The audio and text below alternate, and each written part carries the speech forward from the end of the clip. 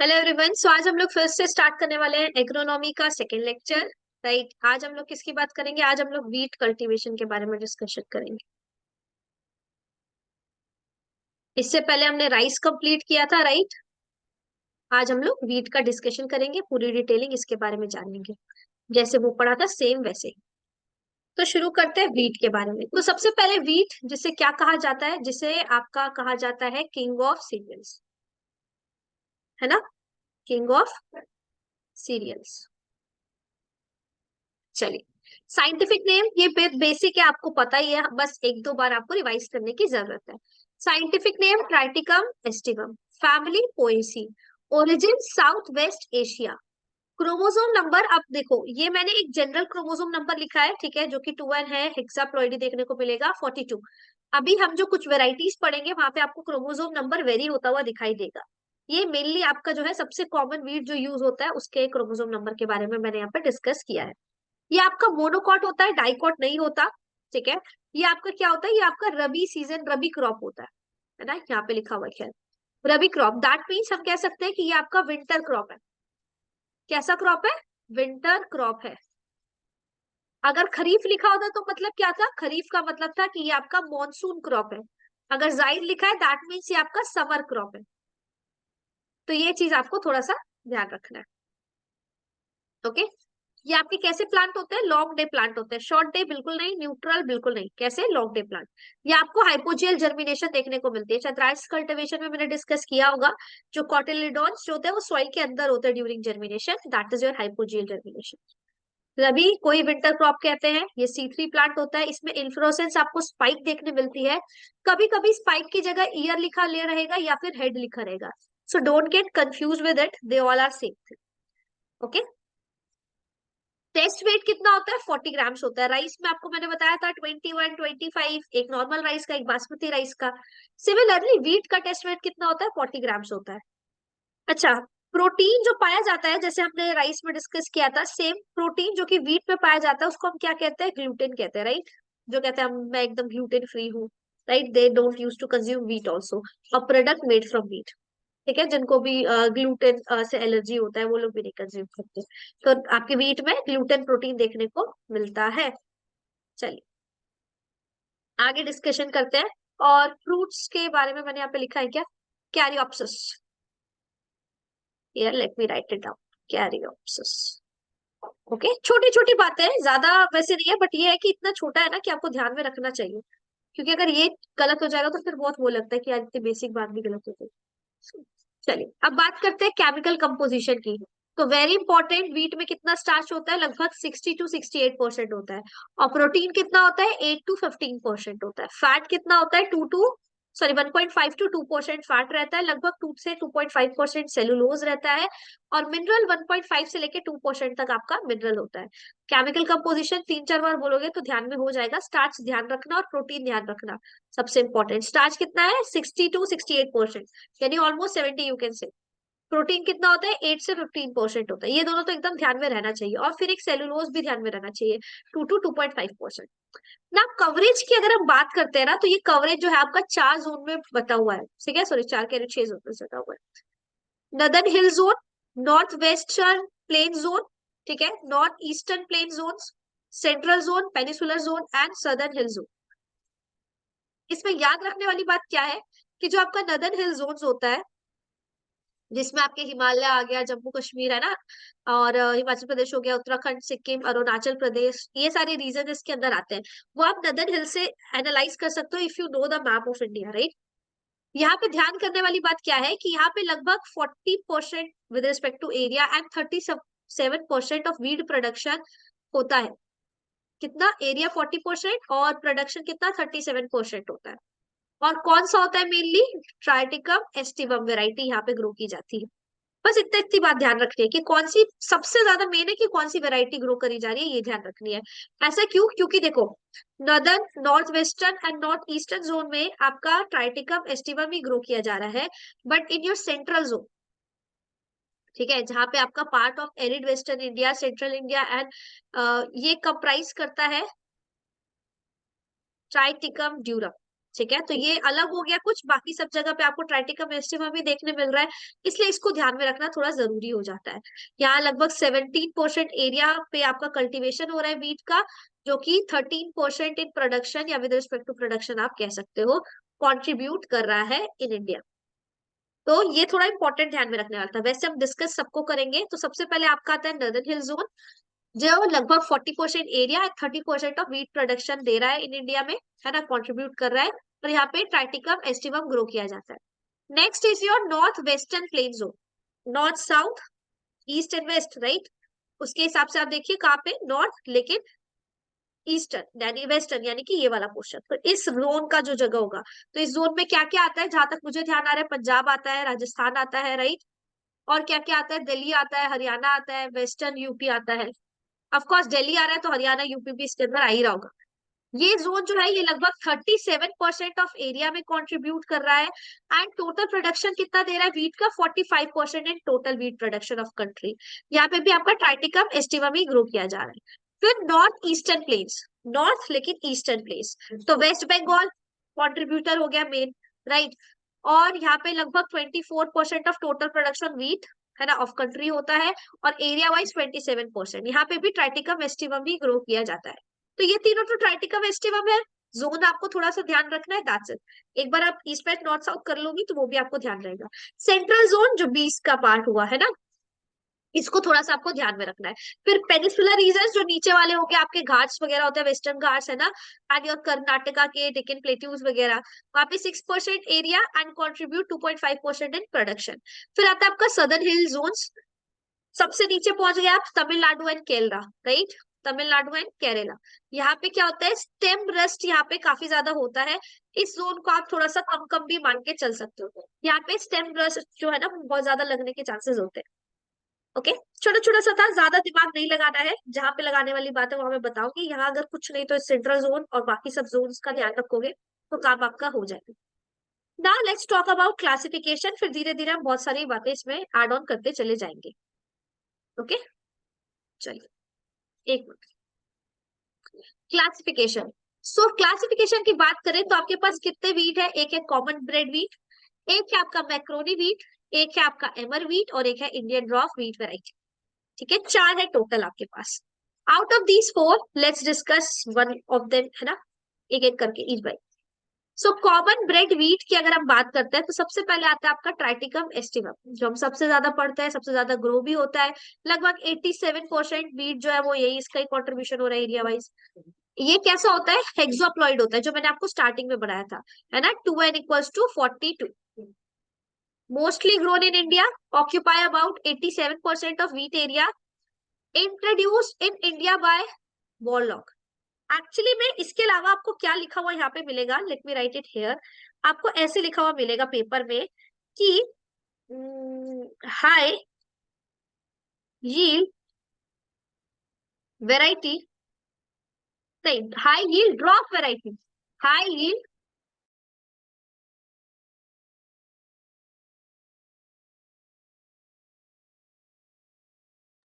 Okay, high yield drop variety developed by of wheat, of course यहाँ पे लिखने की बात नहीं थी, ये तो वेल अंडरस्टूड था ना, of wheat is developed by, तब आप लिखोगे डॉक्टर नॉर्मन ई वॉरलॉग, राइट, तब आप ये चीज लिखेंगे।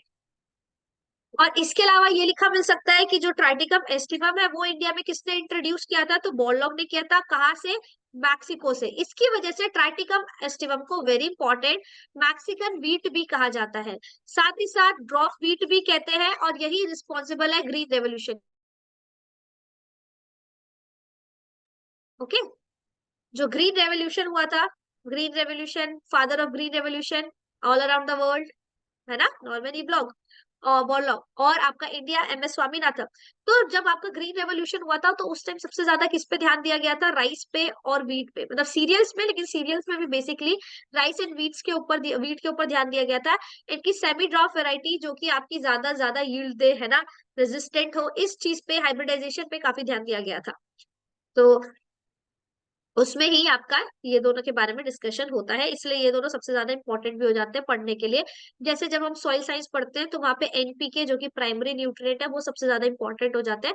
Similarly when you start agronomy और आप फील्ड क्रॉप्स कर रहे हैं तो व्हीट एंड राइस सबसे इंपॉर्टेंट होता है, इसलिए सबसे पहले वही पढ़ते हैं। चलिए आगे बढ़ते हैं। ड्यूरम मैक्रोनी व्हीट, ड्यूरम, ठीक है, डीयू लिखा मिलेगा आपको ये, या फिर मैक्रोनी व्हीट जो कि है ट्राटिकम ड्यूरम। ये कैसा होता है, ये टेट्राप्लॉइड होता है, ठीक है, यानी 4x आप कह सकते हो, और 2n equals to 28 chromosome number. इसको सूजी बनाने में, जो आपका सेवई होता है, सेवैया जिसको आप कहते हो, इन सबको बनाने में इसका काफी ज्यादा यूज किया जाता है। अच्छा, इससे रिलेटेड एक बात बोल दी जाती है अक्सर, मतलब ये आपका मैंने स्टेट एग्जाम्स में देखा है एक किसी में, कि उसमें पूछा गया था कि येलो कलर ऑफ ड्यूरम, और आप लिख सकते हो and suji floor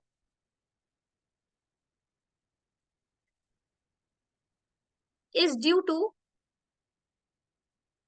which carotenoid, is due to which carotenoid. ये आपसे पूछ लिया गया था, ऐसा एक क्वेश्चन आया हुआ है, ठीक है। आ, इसको अगर हम रब कर दे, जस्ट ए सेकेंड, तो इसका राइट आंसर क्या हो जाएगा, इसका राइट आंसर रहेगा आपका, क्या होगा right answer, LEUTEIN,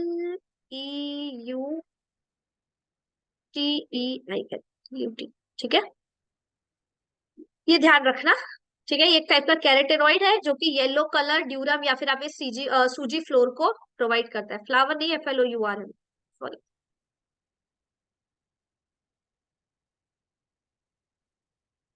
FLOUR। Okay, चलिए बढ़िया, एक एक्स्ट्रा पॉइंटर हो गया जो हमने यहीं पे ऐड ऑन कर दिया। अच्छा, मैक्रोनी व्हीट की अगर हम बात करें तो it occupies 12% of total wheat area, confined to central and southern India. Okay, central and southern India में ये होता है, और यही चीज हमने ऊपर यहाँ पे पढ़ी थी, if you remember, central zone में आपका टैटिकम ड्यूरम ही हो रहा। अब आप रीजन जान चुके हैं। चलिए आगे बढ़ते हैं, होपफुली आपने लिख लिया होगा। Now let's talk about emmer wheat, dicoccum, ठीक है, डिकोकम, और आपका ये कैसा होता है, ये भी टेट्राप्लॉइड होता है। दो वीड्स जो है आपके वो हेक्साप्लॉइड है, सीधी सी बात है, ठीक है, दो हेक्साप्लॉइड है तो 42 होगा, और दो आपके टेट्राप्लॉइड है तो 28 है। अब ये कौन सा, ये क्या करता है, इसका ज्यादा उतना है नहीं, ठीक है, लगभग 1% वीट एरिया कन्फाइंड है महाराष्ट्र, आंध्र प्रदेश, कर्नाटका एंड तमिलनाडु में। इसको ग्रैनुलर चीजें प्रिपेयर करने के लिए, जैसे कि आपका उपमा बनाने के लिए साउथ इंडिया में काफी, मतलब साउथ इंडिया डिश जो आप, हाँ, उसको बनाने के लिए मेनली यूज किया जाता है। हैप्पी दिवाली, ठीक है। ना इंडियन ड्रॉप व्हीट वेराइटी, इसका क्या होगा, अब इसका हेक्साप्लॉइड होगा, chromosome number, it is outdated due to low productivity, इसकी प्रोडक्टिविटी कैसी है, लो है, और उसके साथ साथ एक और दिक्कत है, it is very susceptible to disease, okay, particularly आपका रस डिजीज, इसलिए इसके बारे में बहुत ज्यादा डिस्कशन आपको करने को नहीं मिलेगा। अब क्लियर है, चार टाइप की थी, चारों के नाम आपने पढ़ लिए है ना, एक इंडियन ड्राफ्ट वैरायटी थी, एक आपकी एमर व्हीट है, एक आपकी मैक्रोनी व्हीट है या ड्यूरम व्हीट है, और एक आपकी कॉमन ब्रेड व्हीट है। सबसे ज्यादा कॉमनली है ना 87% आप देख सकते हो व्हीट एरिया ऑक्यूपाई करके, और सबसे ज्यादा इसका ही कल्टीवेशन हो रहा है, इम्पोर्ट एक्सपोर्ट हो रहा है, तो ये क्या है आपका ट्राइटिका एस्टिवा। इसके अलावा मैक्रोनी व्हीट है, फिर आपका एमर व्हीट है, एंड लास्ट में आपका इंडियन ड्रॉप वैरायटी व्हीट, जिसका उतना ज्यादा कॉन्ट्रीब्यूशन, उतना ज्यादा डिस्कशन नहीं होता है। Now let's talk about climate. अब जब हम क्लाइमेट की बात करते हैं तो wheat is mostly a winter crop. कैसी क्रॉप है वीट, आपकी विंटर क्रॉप है। मतलब क्या, इसको कूल टेम्परेचर चाहिए during early period of growth. हम ये भी कह सकते हैं कि अर्ली पीरियड ऑफ ग्रोथ के टाइम इसको कैसा टेम्परेचर चाहिए, कूल टेम्परेचर चाहिए, या आप ये लिख सकते हो इसको यहाँ पे इस तरीके से, ऐसे नहीं सॉरी, इस तरीके से, कि जब वेजिटेटिव ग्रोथ हो रही होती है ना, वेजिटेटिव ग्रोथ, तो उस टाइम में कैसा इसको टेम्परेचर चाहिए होता है, जब वेजिटेटिव ग्रोथ हो रही होती है उस टाइम पे इसको चाहिए cold and moist climate, okay. लेकिन वही जब ग्रेन फिलिंग होने लगती है, क्या होने लगती है, ग्रेन फिलिंग, जब ग्रेन फिलिंग स्टेज आता है, ग्रेन फिलिंग स्टेज आता है, उस टाइम पे इसको कैसा क्लाइमेट चाहिए, उस टाइम में इसको वार्म एंड ड्राइड क्लाइमेट चाहिए। That is why it is your rabi group, है ना? क्लियर है? कुछ कंफ्यूजन हो, चैट बॉक्स इज ओपन, पूछ लेना। नेक्स्ट टाइम आपको मैं शॉर्ट्स के थ्रू या किस नेक्स्ट लाइक वीडियो के थ्रू आपको क्लियर कर दूंगी। Don't worry about it. So यहाँ हमने क्या देखा कि vegetative growth, cold and moist, grain filling, warm and dry. इस टाइम पे इस तरीके का इसको क्लाइमेट चाहिए होता है। और अर्ली ग्रोथ यानी वही वेजिटेटिव ग्रोथ, उस टाइम पे कैसा चाहिए? कूल टेम्परेचर चाहिए, क्योंकि उस टाइम पर tillering and tillering is favoured by cool condition. अच्छा, आपसे ऐसा पूछ लिया जाता है कि ग्रेन फिलिंग के टाइम पे कैसा टेम्परेचर चाहिए, कितना टेम्परेचर चाहिए? तो 24 डिग्री सेल्सियस चाहिए। बेस टेम्परेचर वेरी इंपॉर्टेंट, ध्यान रखना, मतलब 4.5 से आप कह सकते हो 5 डिग्री सेल्सियस। बेस हो गया ना, अप टू डाउन मतलब प्लस माइनस इतना हो सकता है, तो ये बेस हो गया। ऑप्टिमम टेम्परेचर फॉर जर्मिनेशन कितना है? 24 डिग्री सेल्सियस है। And optimum temperature for tillering कितना है? 16 से 24 डिग्री सेल्सियस।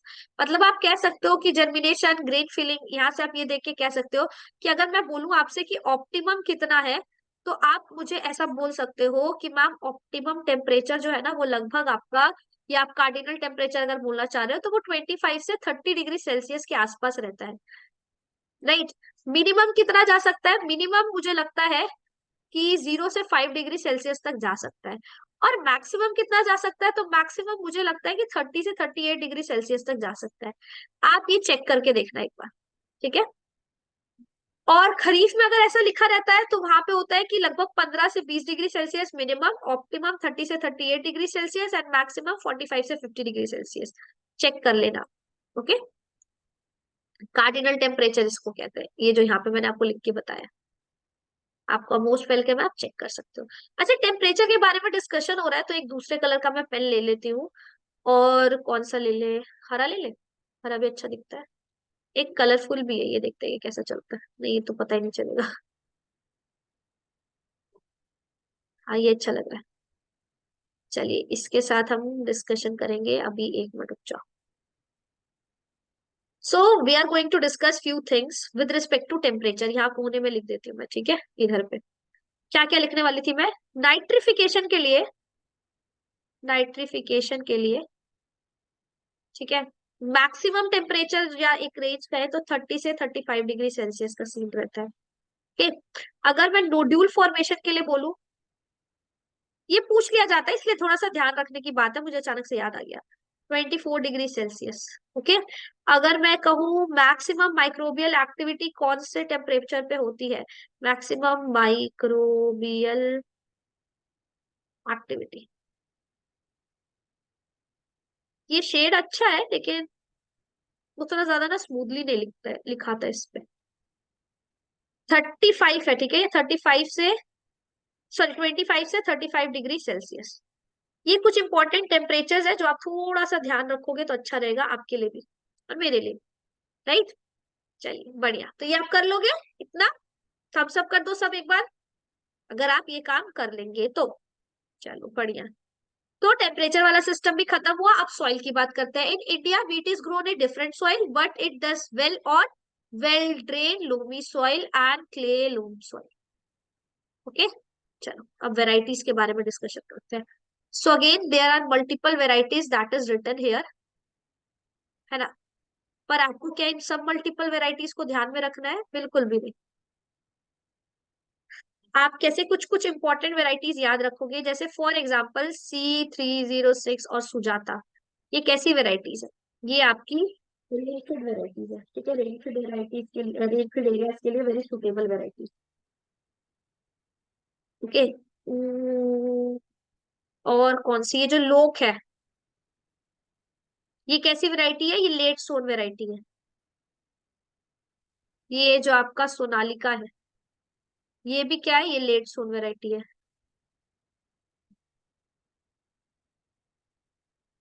ये भी देख लेना, इंपॉर्टेंट है। और ये जो जनक है, ये डबल ड्रॉप जीन वैरायटी है, डबल जीन वैरायटी है, ठीक है? और ये जो सोनारा 6463 है, ये भी आपकी सेम एज जनक, क्या है? डबल जीन वेराइटीज है। थोड़ा मैं आपको लिखवा ही देती हूँ यहाँ पे। एक कोने में फिर से हम लेंगे एक कोना, और यहाँ पे हम लिखेंगे कुछ चीजें। जैसे सबसे पहले हम लिखेंगे सिंगल जीन ड्रॉप वैरायटी।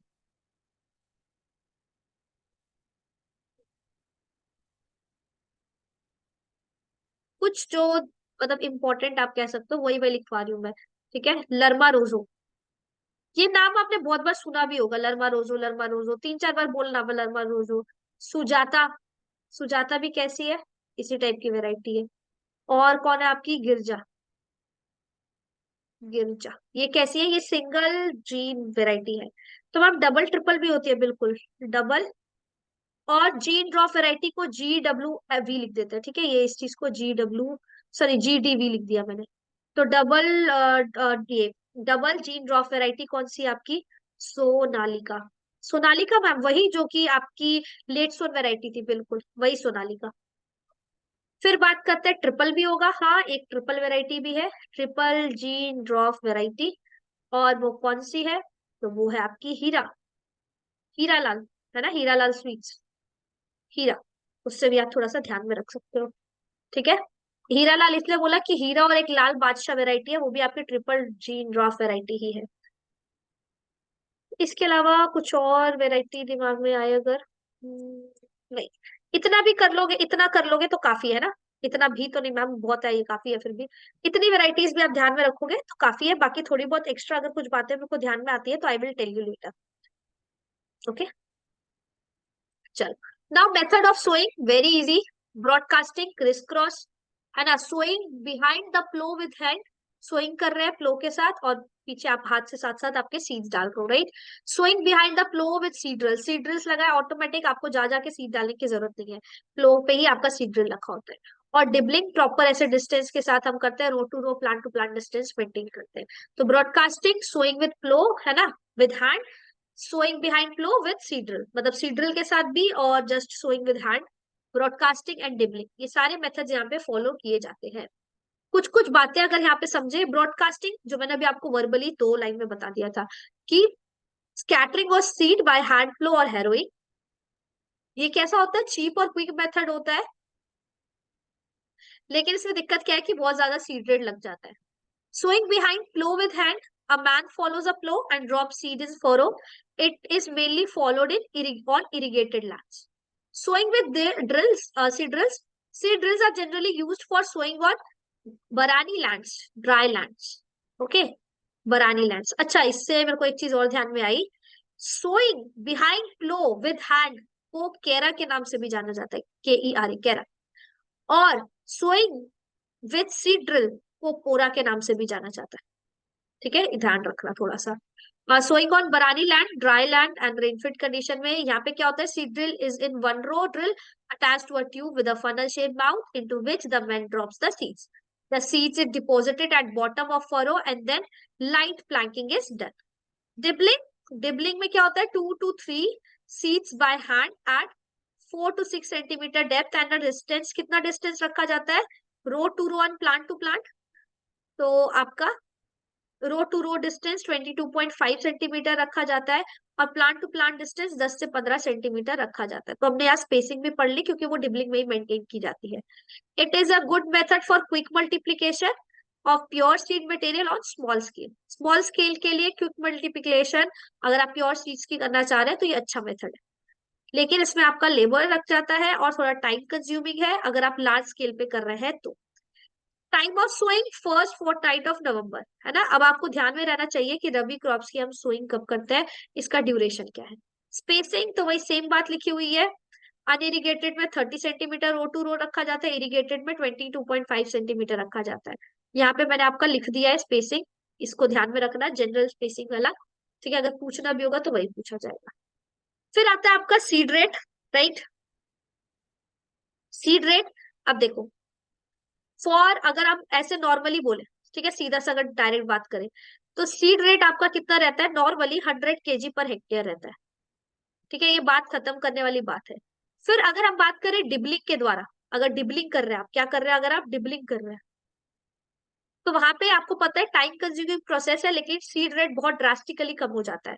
कितना कम हो जाता है, 25 से 30 kg per hectare seed rate हो जाता है। आप वीडियो को 2x पे करके देख लेना अगर you feel like I am speaking very slow, और वीडियो इज वेरी लॉन्ग, ठीक है, बट सारी चीजें एक वीडियो में बताने में इतना टाइम लग ही जाता है, सारी डिटेल्स है ना, छोटा छोटा बताना है तब तो जल्दी हो जाएगा। आप जानते हैं मेरी वीडियोस बहुत जल्दी जल्दी वाली भी है और बहुत, है ना, टाइम कंज्यूमिंग दोनों है चैनल्स पे, तो आप उसमें फर्क भी जान पा रहे होंगे। चलिए सीड रेट की बात करें, अब देखो ये ऐसे आपको लिखा मिल रहा है कि अगर बोल्ड सीड वेराइटी पूछ ली तो 100 से 25 KG per hectare, medium grains की थोड़ा सा आप सीड रेट कम कर देते हैं 75 से 100 केजी पर हेक्टेयर, लेट सोन वेराइटी में आप जानते हैं ±25 चलता है, that means 125 KG per hectare, under irrigated and rainfed under, तो under rainfed condition 100 KG per hectare. मैं इसलिए इसको ऐसे बस पढ़ ली क्योंकि मेरे को पता है मेनली मुझे ध्यान ये रखना है कि नॉर्मली 100 केजी पर हेक्टेयर रहता है सीड रेट, और डिबलिंग किया अगर तो 25 से 30 KG per hectare seed rate हो जाएगा। फिर अगर मेरे से बात की जाएगी किसकी, और एक ये मानना है आपका, तो आप ध्यान रख सकते हो कि फरो, हाँ ये इंपॉर्टेंट है, एक ये ध्यान रख सकते हो, एक तरीका होता है जिसको कहते हैं हम लोग furrow irrigated irrigation, sorry, furrow irrigation raised bed, raised bed, ये ध्यान रखना। एक, ये आपको कैसा लिखा हुआ मिलेगा, ये लिखा मिलेगा FIRB। अगर ये मेथड फॉलो हो रहा है तो कितना रहेगा आपका सीड रेट, तो जो सीड रेट रहेगा वो आपका लगभग रहेगा 75 केजी पर हेक्टेयर कुल। ये एक इंपॉर्टेंट है, ध्यान रखना। तो ये तीन है जो ध्यान रखने हैं, नॉर्मल, डिबलिंग एंड FIRB वाला, बाकी you can ignore it. Fertiliser for wheat 120:60:40 NPK per hectare, ठीक है, ध्यान रख सकते हो पर पूछा नहीं जाता है। Now irrigation stages of wheat, ठीक है, जो अंडरलाइन नहीं है वो उतना इंपॉर्टेंट नहीं है, ये तो आप इतनी देर में समझ ही गए होंगे अगर मैं कुछ करा रही हूँ तो, है ना। चलिए, now we will discuss irrigation stages of wheat. तो वाटर रिक्वायरमेंट लगभग आपका ये रहता है, आप देखो इसमें सबसे इंपॉर्टेंट है आपका CRI and tillering jointing, every stage is important actually, but सबसे ज्यादा अगर मैं बोलूंगी तो ये सारे हम डिस्कस करते चले जाएंगे।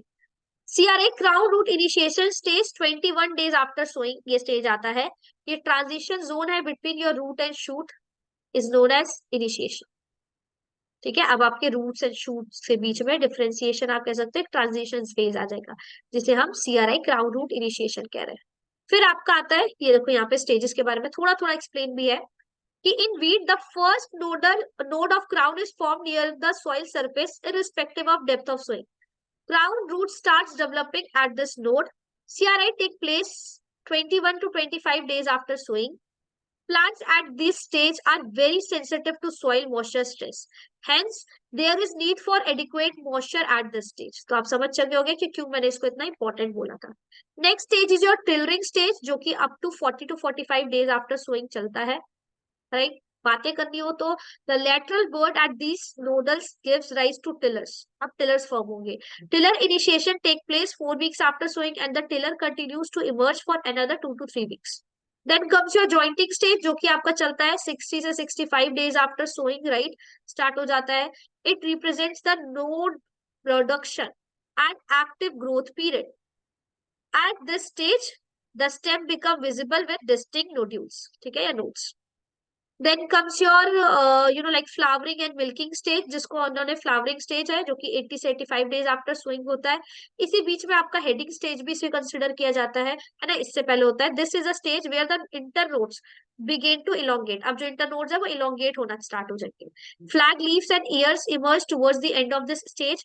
Adequate moisture should also be present in the soil at heading stage. फिर grain development, right, milking stage, ध्यान रखना milking stage up to 100 to 105 days after sowing, and dough stage 115 to 120 days after sowing। यही पे आपका grain development हो गया। It is up to the end of soft dough stage of the grain. At this stage also the plant requires adequate moisture at doing stage. So यहाँ पे जो note करने वाली बात थी वो ये थी, क्या थी, एक crown root initiation and heading stage are most critical stage. तो अगर आपसे कोई पूछा जाए कौन से दो स्टेज क्रिटिकल स्टेजेस है, तो that is crown root initiation and heading stage, ये मोस्ट क्रिटिकल स्टेज है टू मॉइस्चर स्ट्रेस। ठीक है, और उसमें भी सबसे ज्यादा बोल दिया जाए तो क्राउन रूट इनिशिएशन, देन आपका हेडिंग स्टेज आता है। इरिगेशन की अगर बात की जाए, है ना, अभी हम इरिगेशन की बात करें तो लगभग 6 इरिगेशन इज रिक्वायर्ड। एक तो आपका broader border strip methods irrigation के लिए बेस्ट माना जाता है, और चेक बेसिन मेथड। ठीक है, these two methods are very good if you are cultivating wheat. Clear है यहाँ तक? कुछ डाउट तो पूछ लेना बिना संकोच किए हुए। ओके, अच्छा, मेरे को एक और वेराइटी ध्यान में आई जब अभी हम डिजीज की तरफ मैंने देखा ना, तो मुझे याद आया कि छोटी लरमा, छोटी लरमा जो एक वेराइटी है, ये रेजिस्टेंट है किससे रेजिस्टेंट है to all three rust wheat, all three rust wheat. जो व्हीट में जो ऑल रस्ट लगते हैं ना, उन तीनों से ये रेजिस्टेंट है। तो ये भी थोड़ा सा ध्यान रखने वाली बात हो जाती है ना। जब रेजिस्टेंट है तो हमें पता होना चाहिए, ये चीज हो जाती है। Okay, now let's discuss weed control. Average loss in wheat yield caused by weed खरपतवार is about 25 to 30%. Critical period of weed competition in wheat is 30 to 45 days after sowing, है ना। मतलब इन बिटवीन व्हाट स्टेज आप कह सकते हो कि in between your crown से, है ना, tillering stage, crown root initiation से टिलरिंग स्टेज के बीच की कहानी होती है। अब इसमें देखो, मेन बात क्या क्या ध्यान में रखनी होती है कि सबसे ज्यादा जो अटैक होता है, मतलब जो मिमिक्री वीट है, जो मिमिक्री वीट की जो मिमिक्री खरपतवार है आपके वीट गेहूं की, वो कौन सी है? वो है आपकी phalaris minor. Very important, please keep it in mind. क्या है? आपकी फिलारिस माइनर है। ओके, और इसको कंट्रोल करने के लिए, या आपको अक्सर लिखा मिलेगा कि सबसे ज्यादा जो आपका हर्बिसाइड्स यूज किया जाता है वो कौन सा किया जाता है? तो सबसे ज्यादा जो है इसके लिए इफेक्टिव रहता है आइसोप्रोट्यूरॉन फिलारिस माइनर के लिए। ठीक है, अगर कहा जाए कि कॉमन, हैप्पी दिवाली, अगर कहा जाए, पटाखों की आवाज सुन के मैंने कहा आपको, अगर कहा जाए कि कॉमन हर्बिसाइड इन वीट कौन सा है, तो कौन सा है वो आपका? वो है 2,4-D। ठीक है, तो ये चीज ध्यान रखना आपको कि 2,4-D और isoproturon. Isoproturon is very effective with respect to your phalaris minor, जो कि आपका मेजर आप कह सकते हो ये मिमिक्री वीड है, खरपतवार है इन योर वीट गेहूं के प्लांट। क्लियर है ये चीज? यहाँ पे कोई दिक्कत नहीं होनी चाहिए। मुझे लगता है कि बस इतना ही, क्या क्या रेट है वो कोई नहीं पूछता आपसे, सीधा ये चीज पूछेंगे and the and. Now let's talk about disease, the last topic, right. अच्छा, डिजीज से पहले अगर आपके पास समय है तो आप एक चीज कर सकते हो, मतलब आपके ऊपर है ये। ठीक है, अगर आपके पास समय है तो वीट की मोनोकॉट वीट कौन सी है? फिलारिस माइनर, जो यहाँ पे लिखा हुआ था। इसके अलावा मोथा और वाइल्ड लूट, यहाँ पे लिखा हुआ ही है ना, फिलारिस माइनर, अवेना फतवा एंड योर मोथा। ये क्या हो गई? आपकी मोनोकॉट वीड्स हो गई। अगर डाइकॉट वीट की बात की जाए तो वो कौन सी होती है? आपके ऊपर है, ठीक है। बथुआ, वीट साइंस में तो ये पढ़ाया ही जाएगा, फिर वहां तो आपको ध्यान में रखना ही है, तो आप अभी भी रख सकते हो। सेंजी, ठीक है, डबल जी वाला सेंजी, एंड छतरी मतरी, CHATRI, छतरी मतरी, MATRI मतरी। ठीक है, और कोई है? इतना है, ये दोनों ध्यान में रख सकते हो आप। ठीक है, अप टू यू है, अगर ध्यान रखोगे तो बढ़िया बात है। Now let's talk about disease. अच्छा, डिजीज में भी फिर 2 पॉइंटर है, कहोगे मैम आप कितना बताते हो। एक होती है किलर डिजीज इन वीट। वो बेसिकली क्या होती है? किलर डिजीज बेसिकली आपका ब्लैक रस्ट होता है। ओके, क्या होता है? ब्लैक रस्ट होता है। और अगर आपसे बोला कैंसर डिजीज, तो वो क्या होता है? वो बेसिकली आपका करनाल बंट होता है, करनाल बंट।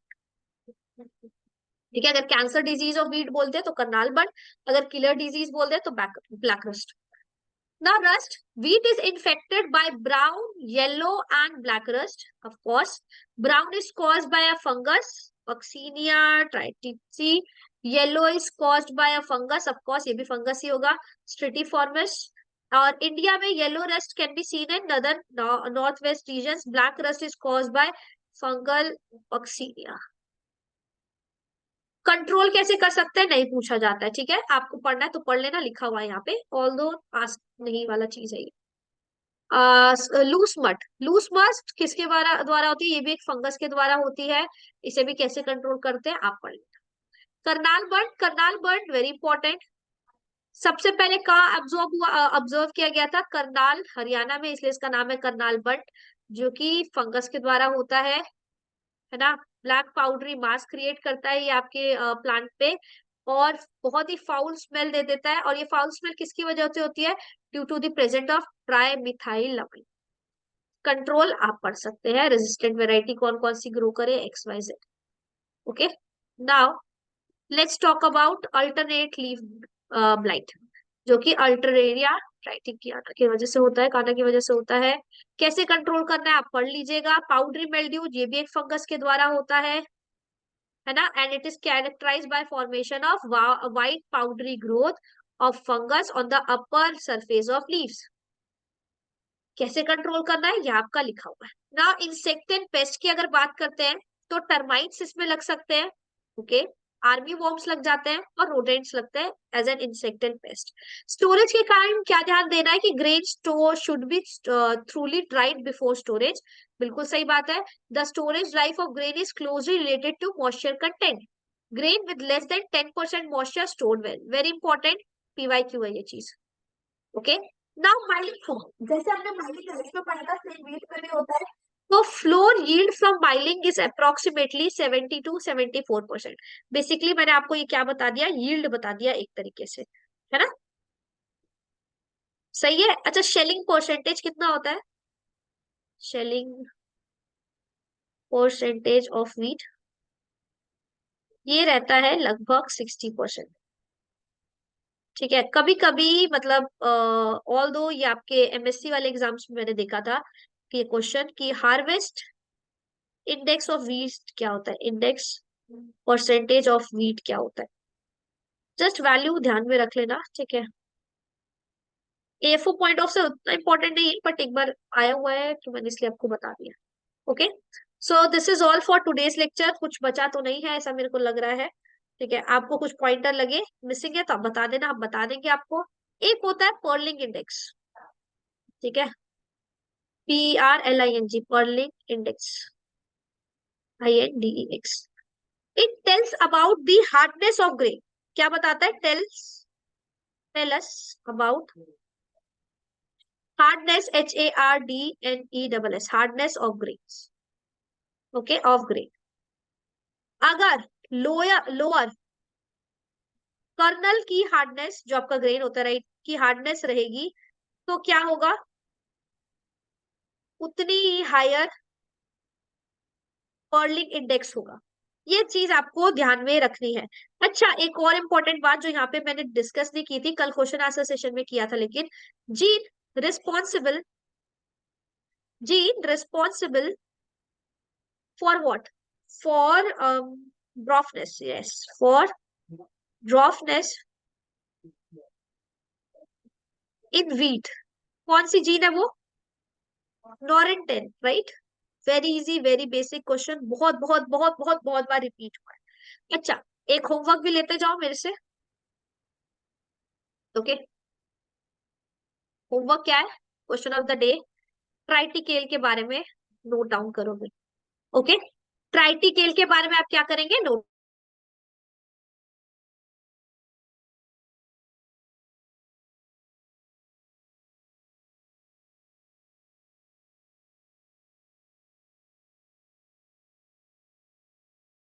एक चीज मैंने आपको बता दी कि ये फर्स्ट मैनमेड सीरियल है, ठीक है, ये वीट और राइस का क्रॉस होता है, और इसके बारे में कुछ इंपॉर्टेंट लगे तो आप एड ऑन कर लेना, और एक बार इसके बारे में पढ़ लेना, इसका डायग्राम देख ले, पिक्चर देख लेना कि क्या है कैसे है, थोड़ा सा, ओके। बाकी मेन इंपॉर्टेंट तो ये दो पॉइंट्स थे। तो आज के लेक्चर के लिए इतना ही, होपफुली आपको सब कुछ क्लियर होगा। अगर कुछ भी चीज नहीं समझ आई है, कुछ चीज आपको लग रही है, तो आप पूछ लीजिएगा चैट में, नेक्स्ट टाइम मैं आपको कमेंट बॉक्स में पढ़ के उसको नेक्स्ट क्लास में एड्रेस कर दूंगी, ओके।